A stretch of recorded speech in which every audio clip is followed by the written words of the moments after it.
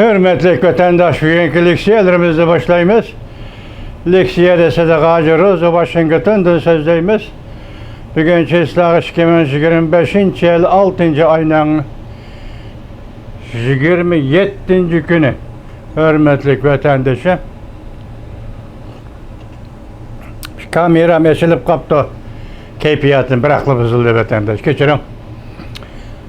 Bugünkü leksiyada biz vaziyetten sizler gap qiladigan bo'lsak tunigillardan Çünkü nazar tor betida Shavran apandining tarjimasida bir parça maqola yetib keldi. Bu maqolada Amerika Davlat Majlisida ma'qullangan qonunlar va ma'qullanadigan qonunlar oldimizdagi shu qatorda Cumhuriyet Partiyasiga mavzu qo'yib Cumhuriyet Partiyasiga Amerika Qo'shma Shtatlari sovg'a taqdim qildi.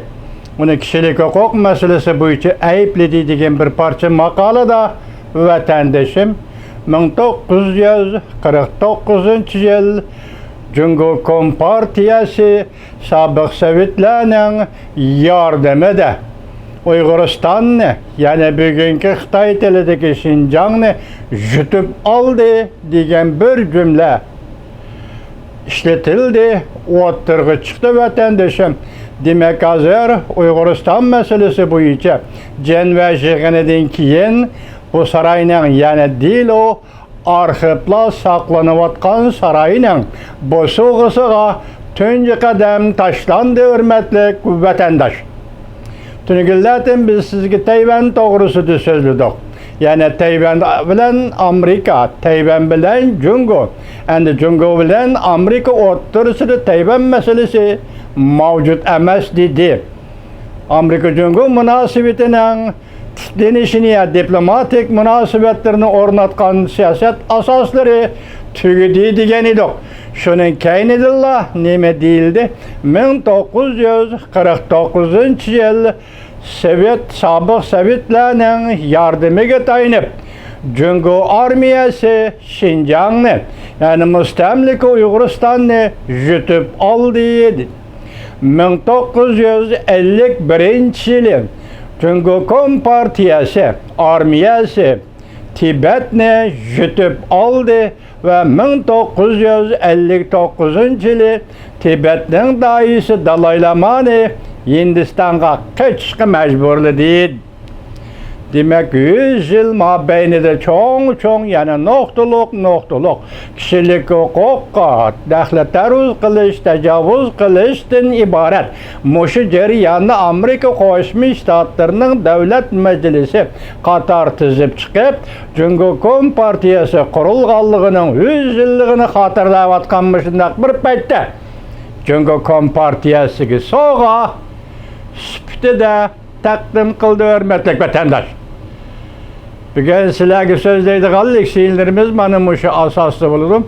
Ondan ikincisi, vaziyetinin ikincisi növbette. Cumhuriyet Partiyası'nın sekreteri, Cumhuriyet'in reis Xi Jinping, Rusya Federasyası'nın prezidenti Vladimir Putin bilen görüşmekçi boldu ve ekran söhbeti ötközmekçi boldu. Endi bu doğru izlenen haberinin özü yüzek yeki başka noktadan yürütüş. Bunun ameliyatını ahirki vaqtda muhakeme qilamiz, hurmatdoshlar. Sizlar bilan hurmatli vatandoshlar. Demek hazır vaqt ciddi, vaziyat ciddi, munosabatlar ciddi. Yani Cumhuriyet Partiyasi uchun aytganda endi hammadan ada juda bo'ladigan paytning yetib kelganligi, masalan Tibet'dimi ada juda bo'ladi, Uyg'uristondimi ada juda bo'ladi. Cumhuriyet Partiyasining Jungodan iborat mushu davlatga hukmronlik qilishidimi ada juda bo'ladi. Davlat Majlisi yuqoridagi qaror chiqarganda, masalan Uyg'urlar Tibet to'g'risida nima dedi? Biz Cumhuriyet Partiyasi mavjud bo'lmagan bir kundan yetib kelishini umid qilamiz, umid qilyapmiz deb ko'rsatdi vatandosh. Cumhuriyet Partiyasi mavjud bo'lmagan bir kundan yetib kelishini umid qilyapmiz dedi, hurmatli vatandosh. Yaqindan beri ko'rib kelgan, sizlar bilan uchrashib kelgan vaziyat to'g'risidagi so'zlarimizga hammani qo'shib bir yerga elib kelib tasavvur qilib, oxirgi natija tunugungi Tayvan to'g'risidagi qaror, bugungi Uyg'ur va Tibet to'g'risidagi qarorni selishtirib yoki cho'nqurlab tasavvur qilsangiz, hurmatli vatandashim, bizning da'vatga yoki vaziyat to'g'risida so'zlayotganligimizdan ma'nosini o'zingiz tushunasiz va o'zingizning tushunchi doirasida bizga ham tushuntirasiz, hurmatli vatandosh.